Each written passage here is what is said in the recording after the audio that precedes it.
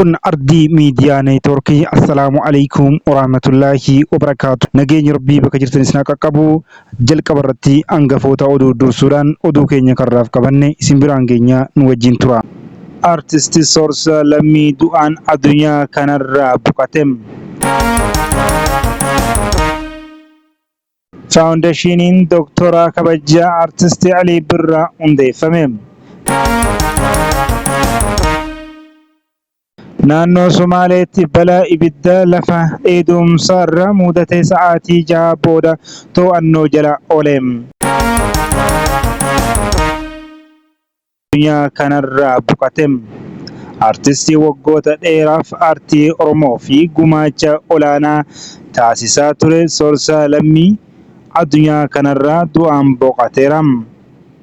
Dhibee yeroo dheeraaf irra bubbuleen yaalamaa turuun har'a hospitaala Phaawulosiitti lubbuun darbuu FBC'n gabaaseera. Artistii Soorsaa Lammiin waggoota 30 oliif aartii Oromoo keessattuu gama weelluu fi koomeediin guddisuu keessatti gumaacha olaanaa nama bahatu turedha.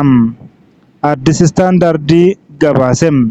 Maatii firoottanii fi dinqisiifattoota isaa maraaf jajjabina hawwa ardii miidiyaa neetwoork.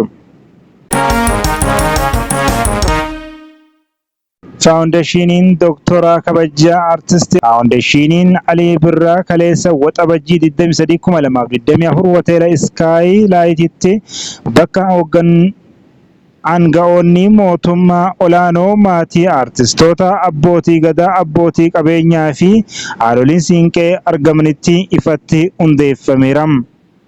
Sirna hundeeffamaa kana irratti walitti qabduun faawundeeshinichaa fi haati warraa Alii Birraa Aadde Liillii Birraa Marqos haasawa taasisaniin faawundeeshinichi barnoota fayyaa, deeggarsa namoomaa fi aartii irratti ciminaan akka hojjetu dubbatan.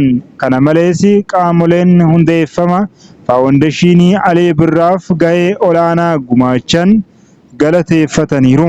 Artisti Alii Birraan waggoota 60 ol milkaa'inaan muuziqaa keessa erga dabarseen booda sadaasa 6 2022 lubbuun isaa darbuu ni yaadatama. Addis Istaandartuu gabaase. Naannoo Somaaleetti balaa ibidda lafa dheedumsaarra mudate sa'aatii 6 booda to'annoo jala oole.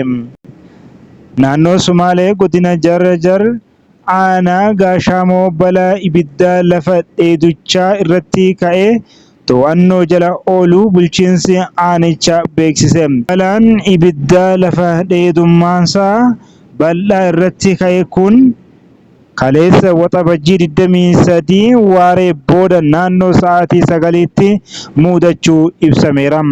Balaa ibiddaa kana to'annoo jala oolchuuf yaalii 6 godhameen booda galgala naannoo sa'aatii 3tti to'annoo jala oolchuun akka danda'ame odeeffannoo kominikeeshinii naannichaa irraa argame ni mul'isa.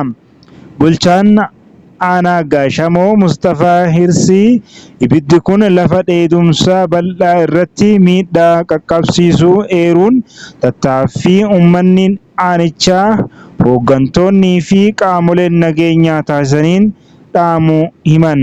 Addis Istaandard irraa arganne.